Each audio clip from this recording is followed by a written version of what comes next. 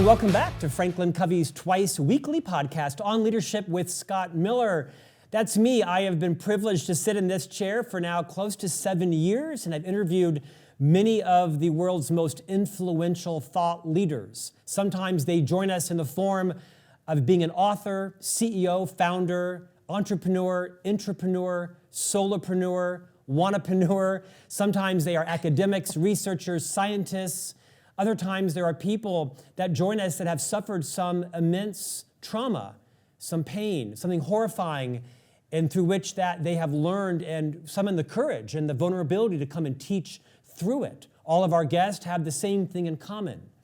They want you to become more effective, for you to be a better leader. This is the mission of the Franklin Covey Company, the most trusted leadership firm in the world. And today our guest is back for her second appearance in our run. You know her as Mel Robbins. She's soon to enter that one-name club, like Oprah and Cher, just Mel. Her new book has now sold in 7 weeks, has sold 2 million copies. It remains number one as the best-selling book in the world. And today we're going to talk to Mel about the title, The Let Them Theory, a life-changing tool that millions of people cannot stop talking about. Mel Robbins, welcome back. Hey, it is so good to see you. One of these days I want to be sitting at that table next to you, and I hope you're going to let me do that. But thank you for inviting me on, inviting me back. I'm so excited to unpack this book with you, to talk about how it impacts leadership. Let's go. Mel, there is no one left in the world that doesn't know about your contribution, your podcast, your books, all the content that you create.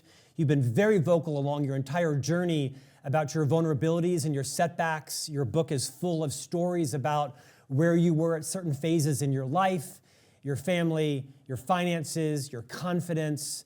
I paid you a compliment off air when I said, when someone's book has sold 2 million copies, they don't need to appear on this or any podcast.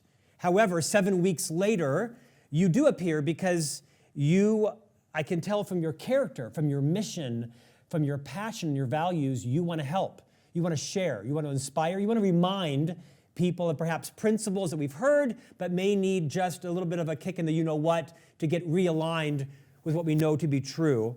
First, I want to ask you, why is The Let Them Theory still the number one best-selling book worldwide after 7 weeks?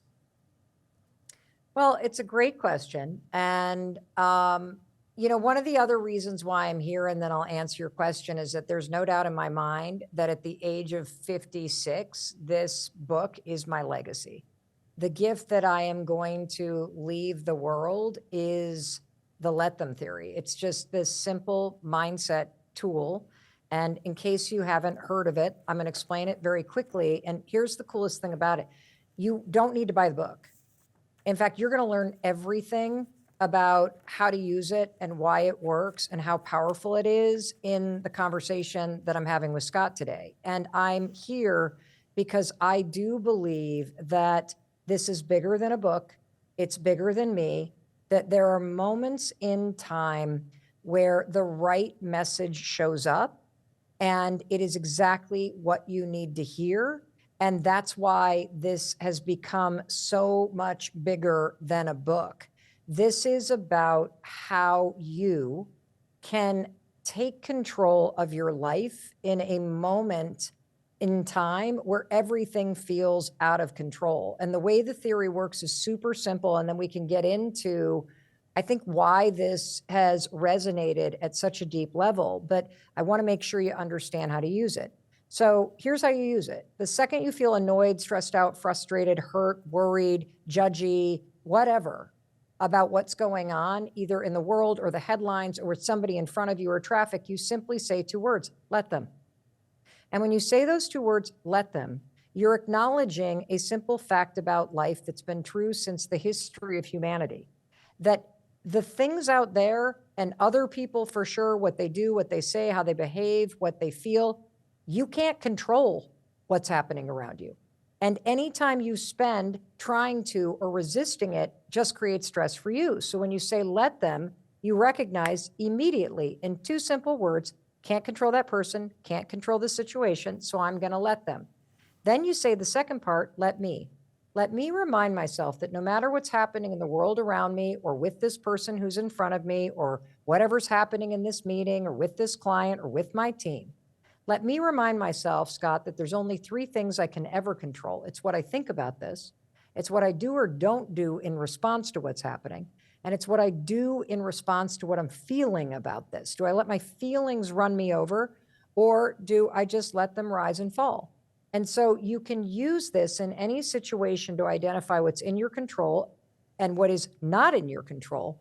And that helps you to really recognize that no matter what's going on, your power is in your response. And this tool is going to remind you of that at a very overwhelming moment in history and in life.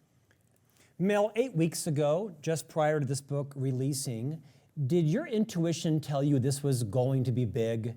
Did you feel like the timing, the serendipitous timing of the trauma that's happening in the world, in our nation, regardless of who you voted for, what you do or don't support, there's no denying people are in maybe even unprecedented pain around the world right now? Has the impact been what you thought it might be?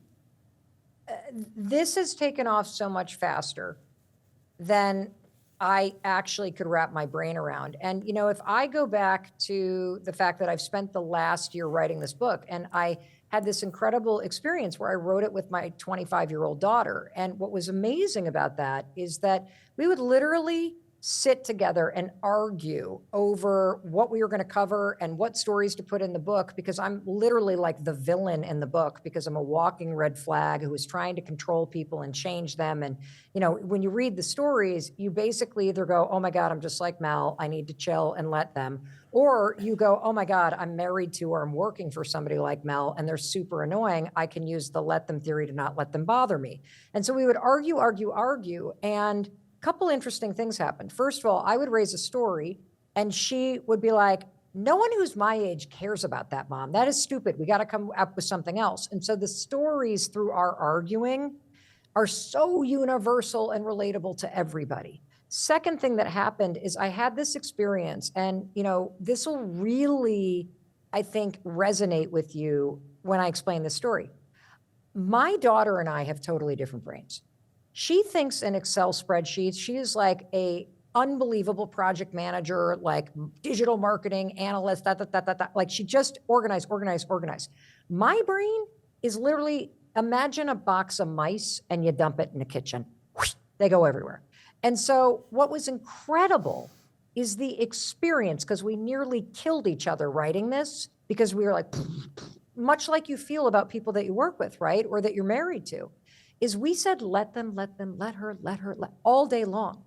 And what happened is that normally in life and at work, it's like a death by 1,000 cuts. All the annoying, stressful things that somebody does that starts to build up leads to the explosion. By using this tool of going, let her, or let him, or let them, or all day long, you're literally doing the release valve, and something beautiful happens. You're creating space for the people in your life to be exactly who they are as they are.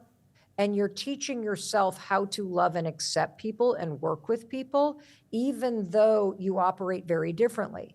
And inside that space, collaboration, acceptance, with your family or friends, love, changing of opinions, you actually are working with the laws of human nature when you allow people to be who they are. And when you let people be who they are, your relationships get better. When you let people live their lives, your life gets better. And so as we were writing the book, Scott, we would turn to each other and be like, this is so good. Oh my God, oh my God. And every story is a true story. We literally changed some of the details because we didn't want people to know, you know, we didn't want certain people to know that you're the one who needs to get a new job, or you're the one who I was mad at the dog park, or you're the one with the house who I was jealous of. And so you will so relate to every story because we all are guilty of trying to change and control other people. And we are all guilty of turning other people into a problem when you don't have to live like that. Mel, By most outward optics, you've had an extraordinary career. Even when you felt you were failing, I'm sure there were people that thought, wow, that's really successful. You've not had a smooth path, though. I follow you on social, and I find it extraordinarily vulnerable and transparent, translucent even, and I think you've done that deliberately to give people validation, to give them a friend, to let them know they're not alone. What are some of the lessons you've learned from your own speed bumps that you think are maybe ubiquitous amongst listeners today that maybe you could put in context? Sure. Well, one thing I just want to say is that I'm very open, mainly because I spent like the first 40 years of my life lying.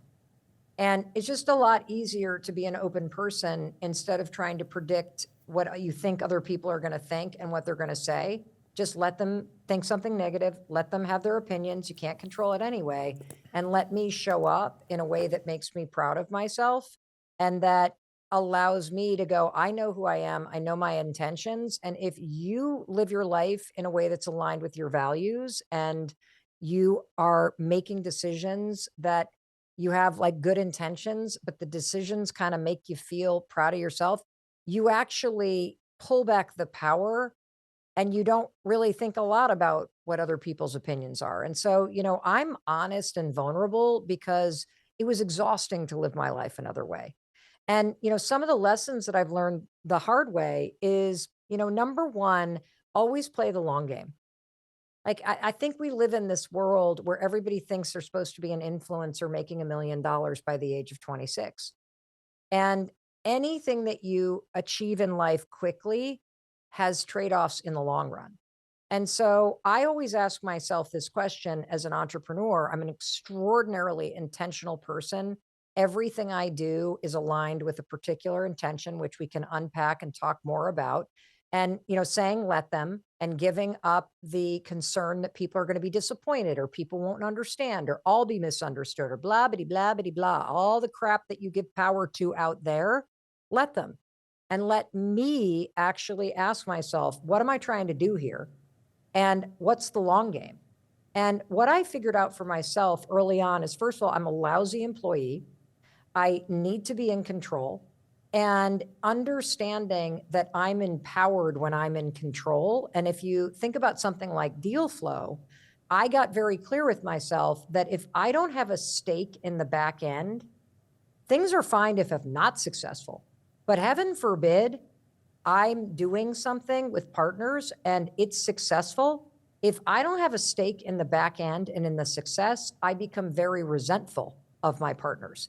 And so, for me, like really understanding what drives you, what is the long game that you're willing to play? Like, what are you willing to do for 10 years without reward, without any accolade, without the financial return that you think you're owed within a year or two? What are you willing to do for 10 years and play that game? And for me, what's interesting is that when you now create the #1 podcast in the world, which we have now dethroned Joe Rogan. Like, we are the #1 podcast in the world, which just blows my mind. The episode that we dropped just yesterday, has 3.2 million downloads on audio. That doesn't even count YouTube. I'm so excited that people are finding time to listen to something that could help them improve their life, just like you're the #1 leadership podcast because people are making time to listen to something that's going to help them. And so for me, I've always just had this vision that, boy, if I could build a career where I'm just learning and I'm sharing things that I'm learning from other people or that I've learned myself the hard way, if I can save you the headache and heartache that you've caused, that I've caused myself or I've caused other people because I didn't know, that's a life well lived. So that's the thesis here. But then I go, how do I build this and play the long game so that in success, I own everything? And this is where things get interesting. So, everybody is now calling my publisher because they're like, how did she do this? Well, I'll tell you how she did this. 15 years of hard work, 15 years of saying, no, I don't want an advance on that book because I actually want to do a joint venture and have control every decision. No, I'm not going to sign a contract where you get editing rights on my book or you get to design the cover because I know myself and I need to be in control. In the beginning, people think you're crazy. When I started to say, you know what, I don't think I want to give a publisher audio rights. Why would I? Because they're just going to upload it to all of the, Spotify and Audible, just like I can. Why wouldn't I produce that myself? Because I know I'm going to have to market it. So why would I give somebody points on a deal when they're not earning it by doing anything? And so really understanding the long game and understanding in success, what is the deal you wish you had made? Because you got to be willing to stand in the deals in the moment and have the guts to argue for yourself and what you believe in. And, always, always, always put the bet on yourself. Like if you're not willing to place a bet and take less money now because you believe in the long term of what you're doing, then you're probably not doing something that you believe in. And I think that's the thing that I did, is that at every corner I said, if this thing hits, and not every book I've written has been a success, but if this thing hits, I want to make sure that I bet on myself. And so that's a principle of mine. A second major one is always be a student first. So before I got into the podcasting business, I became a student of podcasting for 2 years. I just watched online videos. I studied what other people were doing. I listened to podcasts about podcasts, just like you're now taking the time to listen to a podcast that's about leadership. You are a student of leadership. You're a student of business. You're a student of mindset. And if you take on that kind of ethos, that you can learn from other people, that you can study what you want to do before you do what you want to do.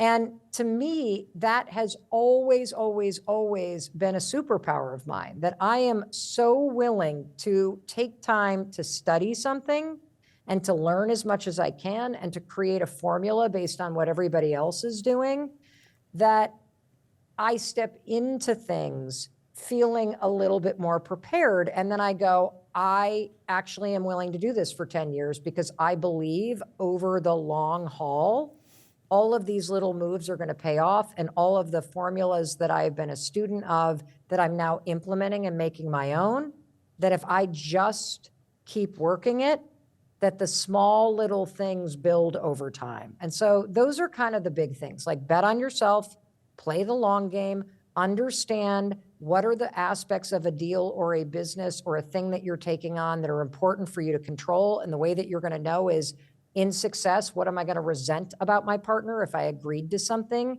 because I'm scared right now or I'm taking the quick cash? Don't do that. And finally, anything you want to master or dominate in, it is going to take you years to dominate, but become a student first. Mel, chapter 5 is my favorite. Let them think bad thoughts about you. Indulge me while I read your book out loud to you and hopefully don't put you to sleep. I'm going to skip around a little bit and have you riff on this. The truth is, people will have negative opinions about you, and there is absolutely nothing you can do to change this fact. When you allow your fear of what other people think to stop you from doing what you want to do, you become a prisoner to other people's opinions. What if you gave yourself permission to live your life and you gave other people permission to think whatever they want about it? What if you pour your time and energy into your hobbies, your habits, and your happiness? I mean, this could be life-changing for everyone listening today. Take that concept a little further. Teach us. Yeah, of course. I believe that the single biggest obstacle that's standing between you and everything that you want to achieve, whether it's in your personal life or it's in your professional life, is your fear of other people's opinions. And it goes beyond that. We all live in this, it's a fantasy world where we believe that acting a certain way guarantees that somebody's going to think a certain thing. Like, how many times have you pulled an all-nighter at work? You've put in a bazillion extra hours. You deliver the presentation, and somebody still criticizes what you do. And all of that effort, if it was effort that you put in because it makes you proud of yourself, terrific. But if it was effort that you put in out of fear because you wanted people to think a certain thing, well, now what you've just done is you've given power to something you can never control. And let me unpack this. See, if you ever feel overwhelmed or tired or frustrated, or you're working really hard and it's just not clicking, the problem isn't you. This is the good news. Problem is not you. The problem is the power you're giving to other people and what they think and what they believe and how they feel. And we believe that there's a certain way that you can show up that's going to guarantee something. And nowhere do I see this more in business than how people utilize social media for marketing. That before you post something, we stop and think, well, okay, well, how's this? And what's that going to be? And then the caption you write. For who? Like, before you even hit post, and your social media is a freaking marketing channel for your self-expression and for your business, you're already thinking about what other people are going to think and what they're going to do in response to this, which you can't control.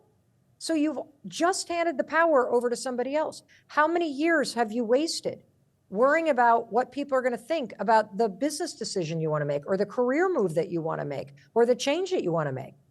And all of this is robbing you of your dreams and of your ability to create the results that you want. And so I had this revolutionary thing happen when I was digging into the let them theory and writing this book, which it's not, I don't care what people think, because the fastest way you know that somebody is paralyzed by other people's opinions is like, well, I don't care what they think. Of course you do, because you just had to say that. The better, more powerful move is to actually say, let them think something negative. Let them misunderstand me. Let them unfollow me. Let them not understand what I'm doing. Let them judge, let them gossip, let them not want to do business with me. Let them. Because I am never going to achieve the results that I deserve and that I desire until I let me run this business and make decisions that actually align with my dreams and my genius.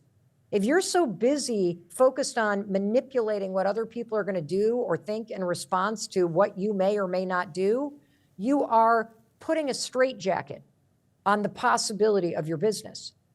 And stop doing it. Let people think something negative, and let me focus on the moves I want to make, because that's how you're going to grow your business. That's how you're going to change your life. And it's other people's opinion and this lie that you tell yourself that there's something you can do to manipulate. There's nothing you can. Just let them think negative thoughts and let me focus my time and energy on showing up in a way in the world that makes me feel proud of myself. Mel, I've had the honor of interviewing Rachel Hollis several times in this podcast, in her highs and in her lows, and very lows, and then back to her highs. And she said something once that really caught my attention. She said, most people don't fear failure. What they fear is having other people see them fail.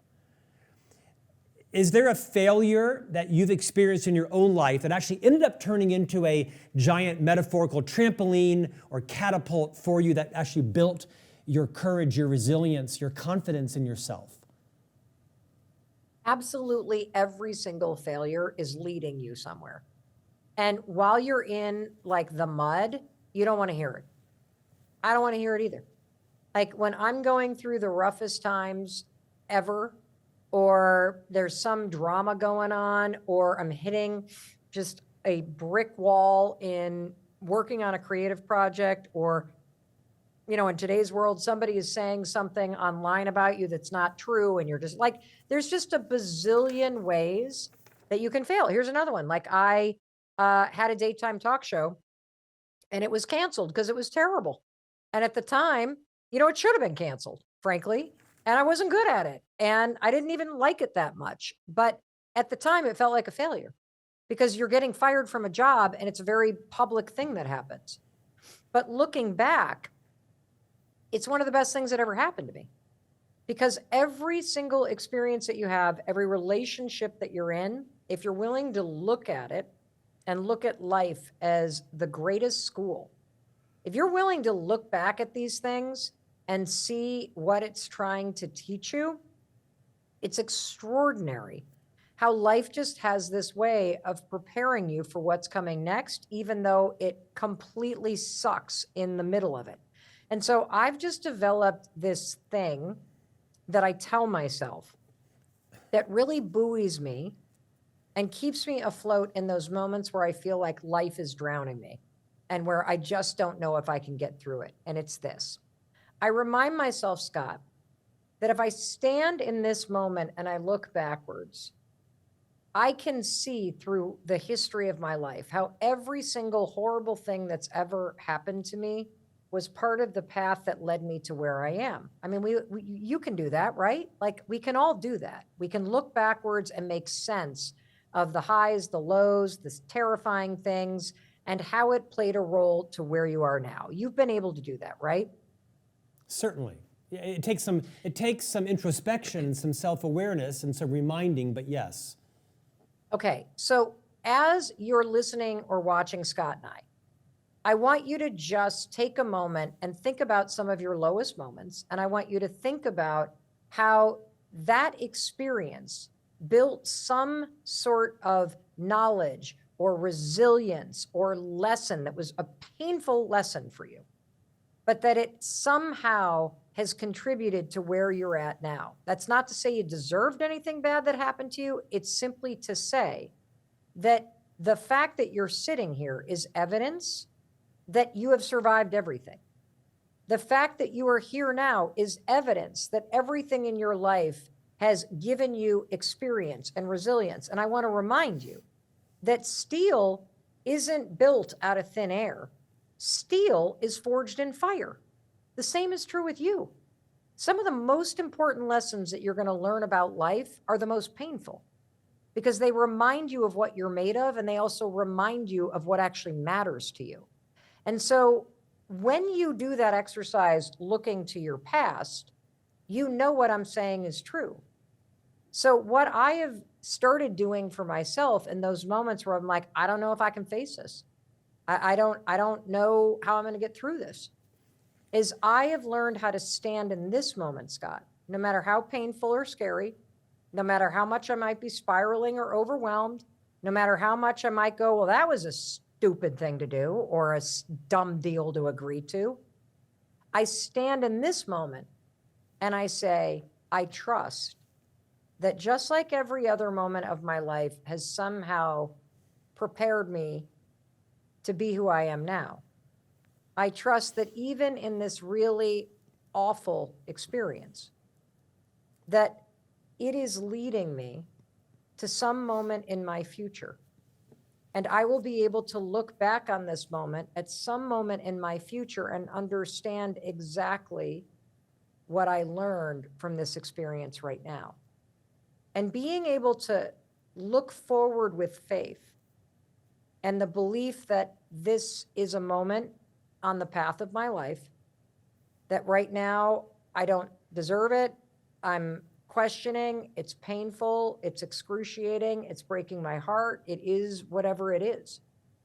But that when I look forward, I believe that I will survive this, I will learn from it, and at some point, just like everything in my life has somehow made sense in terms of who I am and where I am, this will be exactly the same thing. And in trusting that I'm going to get through it, and that there will be something to learn from it, it lifts me out of just the absolute just soup that you can drown yourself in. And so, for me, that's how I've not only processed the biggest failures, the most public things, and the most personal things. It's also how I make sense of the ongoing failures or the ongoing heartbreak or the ongoing challenges that either I've faced or my kids are facing or my husband's facing or my friends are facing. And I hope that that makes sense because it's made a huge difference in helping me navigate these things.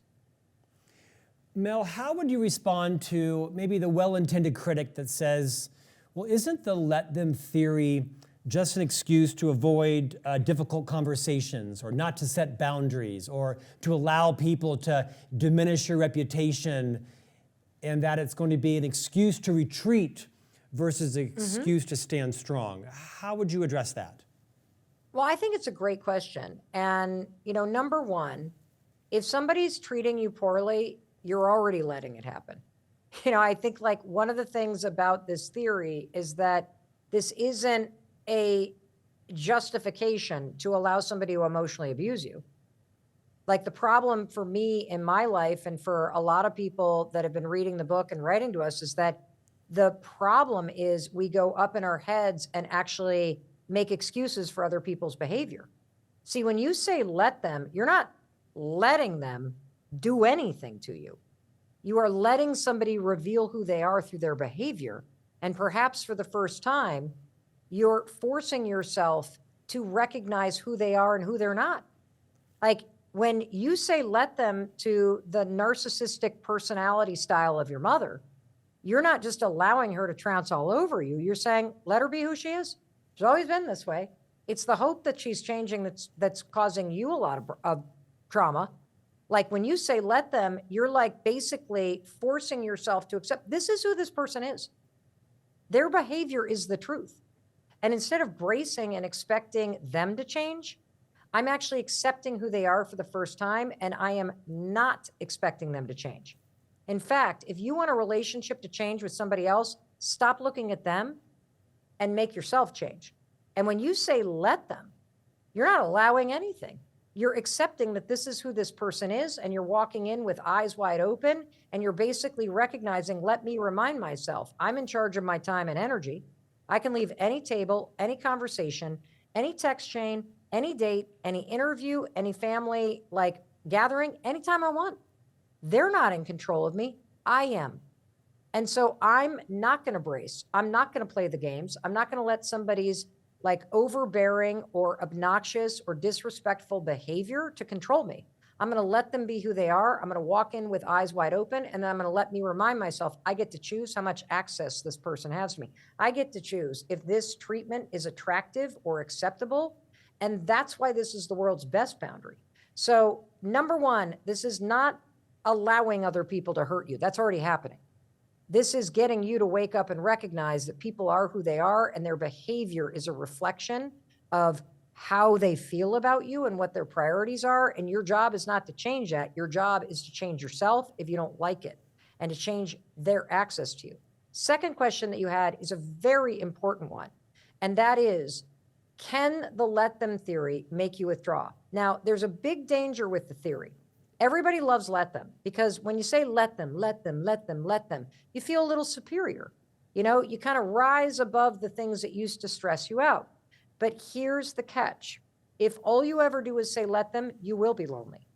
You will feel like you make the effort and nobody like makes the effort. You will feel like your friends are not like picking up their end of the friendship. You will feel like you do everything at work and you're just kind of like letting people walk all over you. And the reason why you're going to feel that way is because the let them theory has two parts. The first part is just where you detach and you recognize that controlling other people, that's not where your power is, because you cannot control what another person thinks, says, or does. And so stop wasting your time trying. But the power of the theory is actually taking your time and energy back. That's the let me part.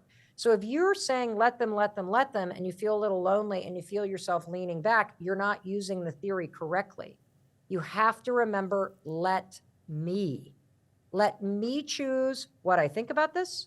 Let me choose what I do and don't do.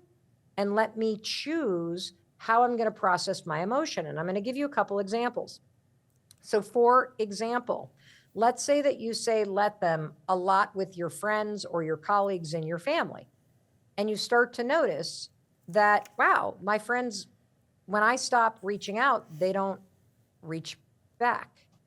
Like when I stop making the plans or asking my work colleagues to go grab lunch, nobody's asking me. When I stop reaching out to my siblings or to my parents, nobody's calling me back. So this is where you then have to say the let me part, because your life and your relationships, whether it's with family or colleagues and friends, this is your responsibility. And I love the word responsibility, because responsibility just means the ability to respond. And we forget when we get all wrapped up in what other people are doing that you always have the ability to respond. And so before you just are like, oh, screw my friends or my siblings are selfish, ask yourself this: what do you value? Are you the kind of person that values family?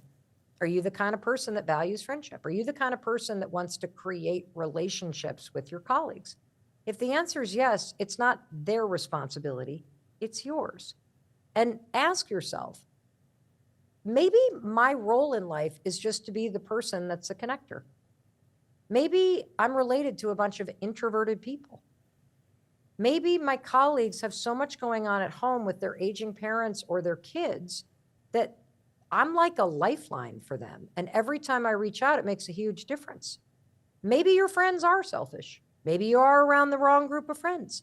But when you stop and focus on the let me part, you realize that trying to manipulate other people to show up the way that you want them to, waste of time and energy. Instead, come back to you and the let me part. What do I value? And if it really matters to you, whether it's family or friendship or great relationships at work, then make the effort. Not because you're expecting a tit for tat transactional relationship, but because doing so is just aligned with your character and what you want to create in your life. And I promise you, if you put the focus over here and you become literally the change you want to see, it's shocking how that creates the space for other people to show up differently. Mel, where do you draw the line between healthy detachment and just plain avoidance? Great question. You know when you're avoiding somebody. You do. Like, I feel like healthy detachment is when you don't cross the line and assume responsibility for something that is not your responsibility. And I'm going to give you an example. One of the really exciting things that the experts in neuroscience and psychiatry and psychology and leadership shared over and over and over again is this idea that, we all kind of navigate life based on other people's moods, expectations, and opinions. And I'm going to give you an example in business. How many times have you said yes to something, whether it's an extra shift at work, or it is showing up at an event for a partner, or agreeing to mails on behalf of somebody else to your email list that you then later regret? I bet we've all had that experience, right? You overextend yourself, you say yes. Why do you say yes? You say yes because you feel bad that somebody's disappointed. You feel bad and you don't want people to think certain things. So you say yes to something that you don't actually want to do. It's not aligned with your business priorities. It makes you feel exhausted. And then the second that you say yes, you're now annoyed with the person that you said yes with. Here's how you're going to use the let them theory. Because what you do when you say yes, when you actually want to say no, is you actually are now taking responsibility for meeting someone else's expectations. That's not your job. The let them theory taught me this super important lesson in life. Let people be disappointed. Let them. Because if you can't show up at some business event for a partner this weekend, don't you want them to be disappointed that you're not there? Of course you do. Because the alternative is they're like, oh, thank God Scott can't come. I mean, disappointment's a good thing. If you can't make it home for the holidays and your folks are disappointed, isn't that a positive thing? Doesn't it mean they love you and they want you there? Here's the catch. Just because they're disappointed, it doesn't mean you have to change your plans. People are allowed to be disappointed. Let them be disappointed. It's not your job to parent other adults or your business partners or your colleagues. Let them feel how they feel. And then go to the second part. Let me take a beat and ask myself, what do I value? See, if your value is family and you decide, well, actually, maybe I do want to change my plans and go home for the holidays, do that because you want to. Do that because it makes you feel good. Don't do that because it makes your parents think you're a good son or daughter. Do it because it makes you feel good about you. If you want to cancel plans with your kids' Boy Scouts or Girl Scouts this weekend and say yes to a business obligation, do that because it's something that you value. Don't bend over backwards because you want your business partners to actually think you're a good partner. Do it because it makes you feel like a good partner. And so, one of the things that I think I really learned in this is understanding that other people's expectations and emotions are not mine to manage or meet. My job is to manage my emotions in a respectful and responsible way and to meet the expectations that I have for myself. Because when I do that and I actually have good intent for what I'm doing and why, I'm proud of myself. And when I'm proud of myself, that's a really good life. That's how you know you're a good person. Be abundant with your time today. Let's conclude, if you don't mind, with a final chapter in the book, how every ending is a beautiful beginning. I know 3 people who've lost their jobs in the last week and a half, terminated, laid off, fired, and they're pretty desperate. I remind them sometimes a disappointment is an appointment. And I really encourage them to think about that, not just as a cliche, but as a mindset, a lens through which to say, okay, so now I have opportunities to leave that behind. Remind us about the concept in this chapter. So first of all, I think it's really important for you to understand that when you're laid off, there's grief there. Yeah.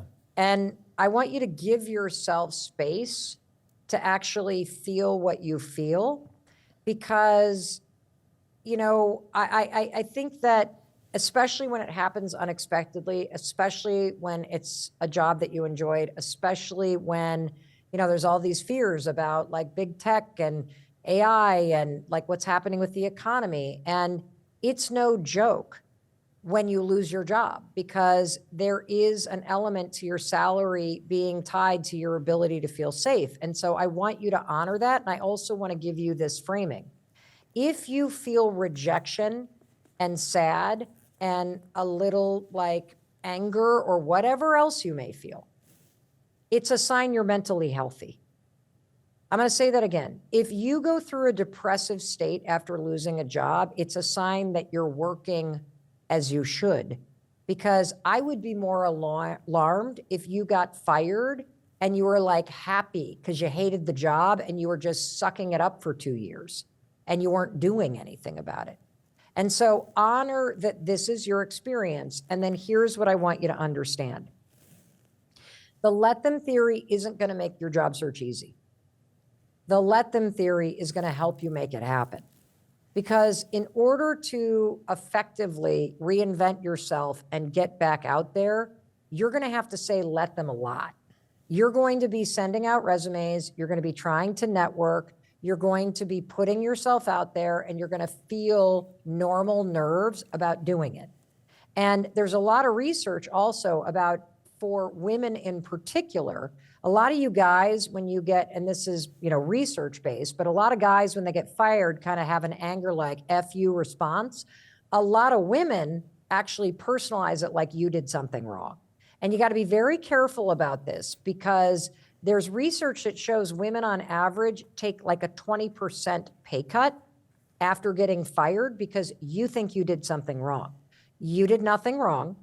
And this, I agree with you. After you give yourself space to grieve the future you thought you had, after you give yourself space to actually feel a little nerves because this was how you paid your bills, now it's time to get to work.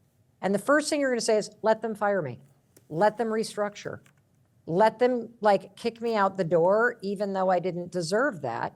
And then let me get to work on finding something new. And so there's 2 things I want you to do that are going to help you. Number one, it is critical, and a lot of people miss this step, that you actually find the courage to open the bills and look at your savings and figure out what's the runway here and how can I extend it by making changes to my budget. Because if you understand that you have 3 months or 6 months or 8 months or whatever that runway is, it helps you frame the kind of search that you're going to do. The second thing that I want you to do is I want you to turn a job search into a formula. So we talked earlier about one of my kind of tenets for success, and it's being a student of something before you master it. There is so much support and content out there about the ways to find a job in this world. And I want you to spend 2 to 3 weeks being a student of the best way to find a job using the tools that are available now that weren't even available last year. And then I want you to create a formula of what are the daily actions I'm going to take according to the things that I learned while I was a student. And then your job becomes something very simple. I have a runway. I have a list of daily actions. And my job is to wake up every day and actually follow the formula. And anytime I feel worried, stress, or hesitation, I'm going to say, let them, because that's how I release any concern about what people think, or am I being annoying, or should I follow up? Let them, let them, let them. And then I'm going to let me follow the formula and get to work and trust that even though this is painful and I didn't deserve it, that at some point in the future, I'm going to look back on this moment and I'm going to say, thank God that happened. It wasn't fun. It wasn't easy, but holy cow, it forced me to turn my life in a different direction. And the lessons that I learned from that experience are paying dividends in what I'm doing now. Mel Robbins, you have earned your way to have the #1 podcast in the world, currently the #1 book in the world. I wish you great success in shepherding the gravity of the platform that you and your daughter and your team have earned, and that your influence continues to be a bright light in sometimes a dim world. Thank you so much for coming back today. It's an honor to be interviewing you and have you back on our podcast. Thank you. Well, Scott, I really appreciate you. And, the thing that I want to say is that, this is so much bigger than me and bigger than you. I think we're in this moment of time where people are profoundly overwhelmed and stressed out and scared, whether it's about the state of the world or something going on with their family. And, I really feel like the let them theory and this message about what's in your control and what's not in your control it's not about me, and it's not even about this book. Like, one of the reasons why this has taken off and it's so important right now is because this message about really focusing on your response, that's where your power is timeless. Like, this has been true since the history of time, whether you are a fan of Stoicism or Buddhism, or you love the Serenity Prayer, or you love Viktor Frankl, Man's Search for Meaning. Like, these are concepts that have been around since the beginning of time. And these are things that your parents probably reminded you of around the dinner table. And so saying let them and let me are just modern versions of ancient wisdom and what you already know to be true. And in this moment, I think one of the reasons why your podcast is so successful, why I have been so successful with this book and with the Mel Robbins podcast, is because when the world is dark, you have one job, and it's to glow. Like, I think about what I'm doing is my job is to be a lighthouse. That's what you are too. To cast a light out into the darkness and to remind you that no matter how scary things seem, whether it's something going on with your family, or it's something that you're reading in the headlines, or it's something that just happened in your job, or it's some deal that just won't close that you just are starting to get worried about, that no matter how awful things may seem, you're not helpless, that you do have power. And the power is not in worrying about or managing or anything out there, because it's already happening. The power is always in here. It's in you. And reminding yourself, let them, that's not what I can control. So I'm going to conserve my time and energy because I need to focus on what I can control. And I think the fact that you have chosen to spend time and make time listening and learning to Scott and to me shows that you know that there are things that you can do through your attitude and the way that you show up that actually will make the future brighter in your family, in your professional life, in your community, and in the world at large. And that is why I am so excited about how this message about let them and let me has taken off, because I think we all need that reminder that there's goodness in you and the world needs it, and there's power in you. and it's time for you to tap into it. This was Dr. Stephen R. Covey's life's work, and it clearly is yours as well. Mel Robbins, thank you again. Nice to see you. Thank you. And we'll see you back here next week for another conversation on leadership.